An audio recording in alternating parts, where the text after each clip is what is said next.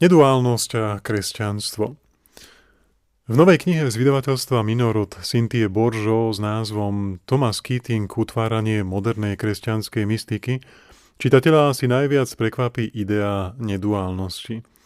Idea v slovenskom kresťanskom prostredí je ešte málo známa. Ako všetko neznáme, prirodzene vzbudí pochybnosti a možno aj obavy.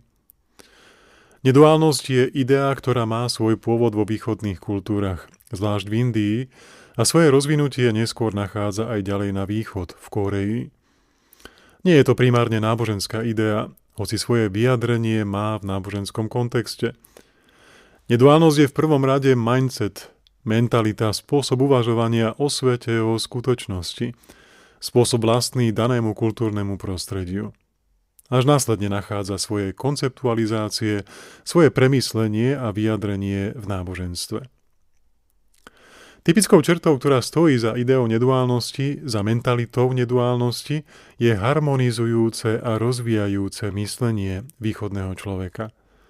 Táto črta východnej mentality stojí trochu v napätí s analyticko-syntetickým myslením západného človeka, ktoré má svoj silný základ v gréckej kultúre a filozofii.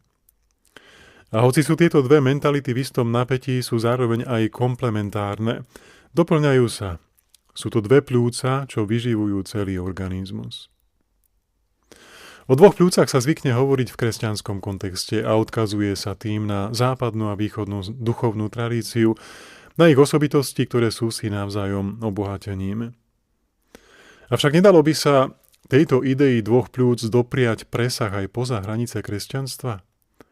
Presah, ktorý by mal byť samozrejmý, lebo svoj základ nemá iba v spiritualite, ale v prvom rade v prirodzenej odlišnosti pováh západného a východného človeka, v odlišnosti ich mindsetov, ich mentalít. Celý ľudský svet dýcha dvomi pľúcami. Dýcha analyticko-syntetickým myslením západného človeka a harmonizujúco rozvíjajúcim myslením východného človeka. A dobrý Boh pôsobil vo svojom svete už od pradávna aj v starších kultúrach, ako sú tie blízkovýchodné či naša, európska. Pôsobil v nich a odhaľoval sa ich hľadajúcemu náboženskému človeku. A dal mu veľa poznať. A toto veľa má svoje miesto v plnosti zjavenej pravdy v Kristovi.